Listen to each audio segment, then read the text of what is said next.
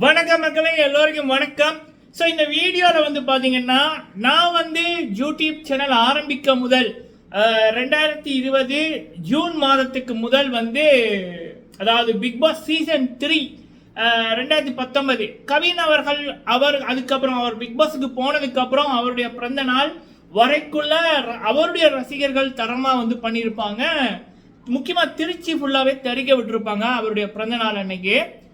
அதுக்கப்புறம் வந்து பார்த்தீங்கன்னா பிக் பாஸுக்குள்ள போன போட்டியாளரோட ரசிகர்கள் ஒரு பிக் பாஸ் டைம்ல ஒருத்தரை ரசிச்சிருப்பாங்க, கொண்டாடி இருப்பாங்க. ஆனால் பிக் பாஸ் முடிஞ்சதுக்கு அப்புறம் அப்படியே மாதங்கள் போ அடுத்த சீசன் வர ஆரம்பிக்க இருக்கக்குள்ள அவங்கள பற்றிய பேச்சும் இருக்காது, முக்கியமாக அவங்களோட பிறந்த நாளுக்கும் பெருசாக எதுவுமே இருக்காது. பட் ஆஃப்டர் 4 இயர்ஸுக்கு அப்புறம் வந்து மணி அவர்களுடைய ரசிகர்கள் வந்து சும்மா சொல்லக்கூடாது, தெரிக்க விட்டுருக்காங்க. அதில் முக்கியமாக வந்து பெண்களாக இருந்தாலும் சரி, ஆண்களாக இருந்தாலும் சரி, பெண்கள் அட்மின்ஸ் மணி மாஸ்டர் அவர்களுடைய ஃபேன் பேஜஸ் நடத்துகிறவங்க டொனேஷன் பண்ணுறதா இருக்கட்டும், உணவு வழங்குறதா இருக்கட்டும், வேற மாதிரி மக்களே அது பற்றிய ஒரு அப்டேட் ஒன்று. அடுத்தது ரவீனா அவர்களுடைய ஃபேன் பேஜஸ் நடத்துகிறவங்க, அப்போ அவங்களோட அட்மின்ஸ் வந்து மணி மாஸ்டர் அவருடைய பிறந்த நாளுக்கு அவங்களும் வந்து உணவு கொடுத்து செலிப்ரேட் அதை கொண்டாடின விதமாக இருக்கட்டும், கேக் கட் பண்ணி கொண்டாடின விதமாக இருக்கட்டும். ஃபார் த ஃபர்ஸ்ட் டைம் வந்து எனக்கு தெரிஞ்சு வந்து இப்படி சம்பவங்கள் ஆஃப்டர் லாங் டைமுக்கு அப்புறம் 4 இயர்ஸுக்கு அப்புறம் ஒருத்தருடைய ஒரு பிக் பாஸ் போட்டியாளரோட பிறந்த நாளை பிக் பாஸ் முடிஞ்சு ஒரு 5-6 மாசத்துக்கு அப்புறமும் அந்த பிக் பாஸ்ல இருக்கைக்குள்ள அவருக்கு எப்படி ஒரு கூட்டம் இருக்குமோ அதை விட அது அதிகரிச்சிருக்கே தவிர குறையல. அதை பற்றி அப்டேட்.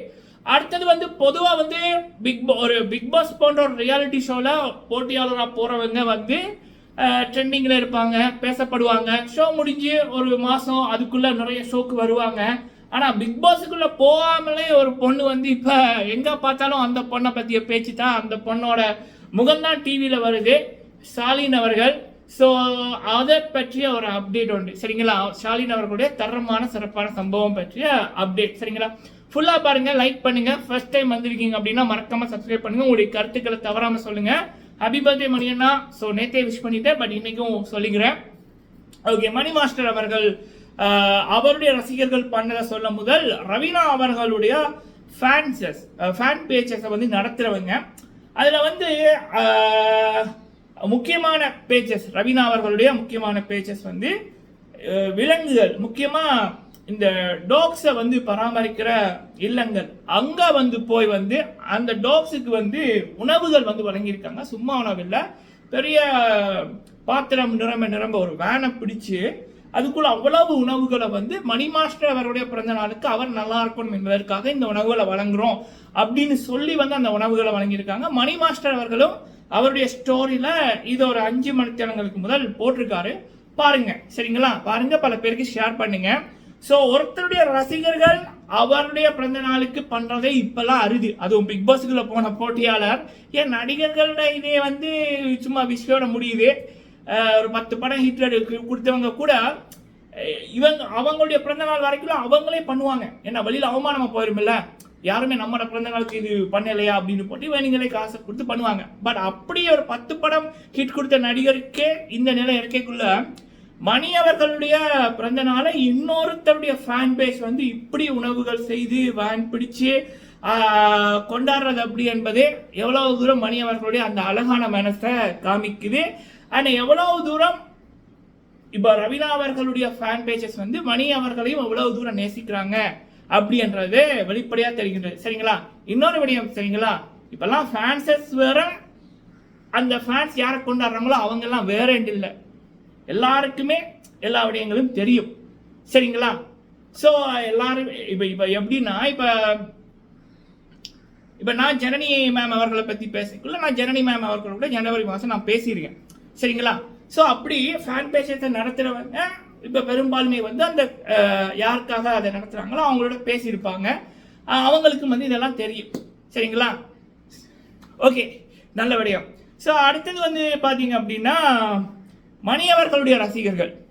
ஸோ மணி அவர்களுடைய ரசிகர்கள் வந்து இப்போ நான் சொல்கிறது ஜஸ்ட் ஒரு 10% தான். இப்போ நம்ம மணி மாஸ்டர் அவர்கள் ஷேர் பண்ணது பல பேர் சோசியல் மீடியாவில், ஃபேஸ்புக்கில் அவங்களோட பேச்சத்தில் போட்டு பல பேர் எக்கச்சக்கமாக பண்ணுறாங்க. இதில் மணி அவர்கள் போட்ட ஸ்டோரியில் வந்து ஒருத்தங்க வந்து பார்த்தீங்கன்னா இதில் ஒரு 9 பேருக்கு கிட்ட பேச்சஸ் நடத்துகிறவங்க அட்மின்ஸ் அப்புறம் அவருடைய ஃபேன்ஸ் வந்து சேர்ந்து உணவுகளை வந்து உணவில்லாதவர்களுக்கு கஷ்டப்படுகிறவர்களுக்கு மணி மாஸ்டர் அவர்களுடைய படம் பதிக்கப்பட்ட ஒரு சாப்பாட்டு பாக்ஸ் மாதிரி பண்ணி அதை வந்து கொடுத்துருக்காங்க. ஐ திங்க் பிரியாணி என்னவோ, சரிங்களா? ஸோ அதுவும் வந்து 100க்கு மேற்பட்ட பார்சல்கள் வந்து வழங்கப்பட்டதாக தகவல். அது பார்க்க அவ்வளோ ஹாப்பியாக இருந்துச்சு. அடுத்தது வந்து பார்த்தீங்க அப்படின்னா பல ஆச்சிரமங்கள், சிறுவர்கள் எல்லாம், முதியோர் எல்லாம், அந்த உதவி செய்கிறவங்க அந்த இல்லங்களுக்கு போய் வந்து மணி மாஸ்டர் அவர்களுடைய பிறந்தநாள் சார்பாக அவருடைய ரசிகர்கள் பல பேர் வந்து உணவுகள் வழங்கியிருக்காங்க, கேக் கட் பண்ணி கொண்டாடி இருக்காங்க, சில பேர் ஆடைகளும் வந்து வழங்கியிருக்காங்க.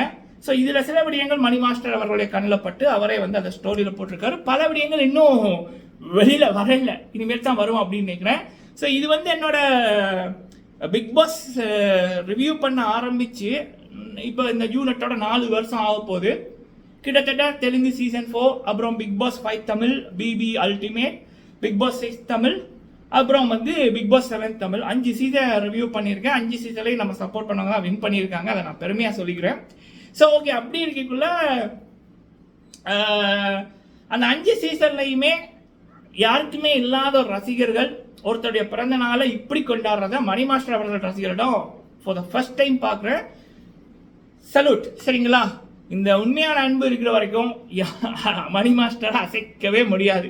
எண்ணம் போல வாழ்க்கை, எண்ணிக்கை முக்கியம் இல்லை, எண்ணம் தான் முக்கியம். சபாஷ். ஓகே, அடுத்தது வந்து பார்த்தீங்க அப்படின்னா ஷாலின் அவர்கள். பொதுவாக பிக் பாஸுக்குள்ள ஒருத்தவங்க போயிட்டாங்க அப்படின்னா அவங்களோட வாழ்க்கையே வேற மாதிரி இருக்கும், சரிங்களா? இப்போ ஒருத்தருக்கு ஒரு நல்ல ஃபோன் ஒன்று கிடைக்குது அப்படின்னா, எல்லா டெக்னாலஜியும் இருக்கிற ஒரு தரமான ஒரு ஃபோன் ஒன்று இருக்குன்னா அதை எப்படி யூஸ் பண்ணணும் அப்படின்னு தெரிஞ்சவங்க அதை பொக்கிஷமாக பார்த்து அவங்களும் மேலே போயிடுவாங்க. அந்த ஃபோனோட அறிவில்லாதவங்கிட்ட கொடுத்தா அவனுக்கு அந்த அருமை தெரியாது. பிக் பாஸும் அப்படி தான். பிக் பாஸுக்குள்ள டைட்டில் வின் பண்ணுறது, 50 லட்சம் வின் பண்ணுறது மேட்டர் இல்லை. பிக் பாஸுக்குள்ள போயிட்டு வெளியில் வந்ததுக்கப்புறம் எப்படி அதை யூஸ் பண்ணிக்கிறேன்றதான் மேட்டர். ஸோ அப்படி இருக்கக்குள்ள அந்த பிக் பாஸுக்கு போனவர்கள் பல பேர் வந்து புகழ் கிடைச்சிருக்காங்க, பல டிவிகளில் வந்திருக்காங்க. ஆனால் ஷாலின் அவர்கள் இன்னும் பிக் பாஸுக்குள்ளே போவே இல்லை. ஆனால் குக் வித் கோமாளி அப்படின்ற ஒரு ஷோலாம் வந்தாங்க. இப்போ அந்த டிவியில் போடுற எல்லா ஷோலையுமே அவங்களோட முகம்தான். இந்த வீக்கெண்ட் மட்டும் குக் வித் கோமாளி சீசன் 5, அப்புறம் அது இது எது, அப்புறம் டிக் டிக் டிக் அந்த ஷோட முதலாவது எபிசோட்ல இவங்க இப்படின்ற மாதிரி எனக்கு இதுக்கு முதல் நான் இப்படி யாரையுமே பார்க்கல. சம்பவம் பண்ணியிருக்காங்க. கூடிய சீக்கிரம் பிக் பாஸ் 8 தமிழ்லையும் ஷாலின் அவர்களுடைய என்ட்ரி எதிர்பார்க்கலாம் அப்படின்னு பல ரூமர் வருது. பட் அது நடக்கக்கூடிய ஒரு விடயம்தான். ஏன்னா அவங்களை ரசிப்பதற்கும் சரி, அவங்களை கொண்டாடுறதுக்கும் சரி ஒரு கூட்டமே வெளியில இருக்கு. முக்கியமாக இளைஞர்களோட சப்போர்ட் ஷாலின் அவர்களுக்கு வெறித்தனமா இருக்கு, சரிங்களா? அது ஒரு பக்கம் இருக்கு, டிவி ஒரு பக்கம் இருக்கு, இப்போ சோஷியல் மீடியாவும் ஷாலின் தான். ஸோ வெறித்தனம். ஸோ ஷாலின் அவர்களுடைய டைம் இப்போ நல்லா இருக்கு. இதை யூஸ் பண்ணி அவங்க டாப்புக்கு போகணும்ன்றது நம்மளுடைய வாழ்த்து. Let's see. ஓகே மக்களை, இந்த வீடியோவில் இப்போ நடந்த சில விடயங்களோட ஒரு தொகுப்பு சொல்லியிருக்கேன். நீங்கள் உங்களுடைய கருத்துக்களை சொல்லுங்கள். வீடியோ பிடிச்சிருந்தா லைக் பண்ணுங்கள். நன்றி.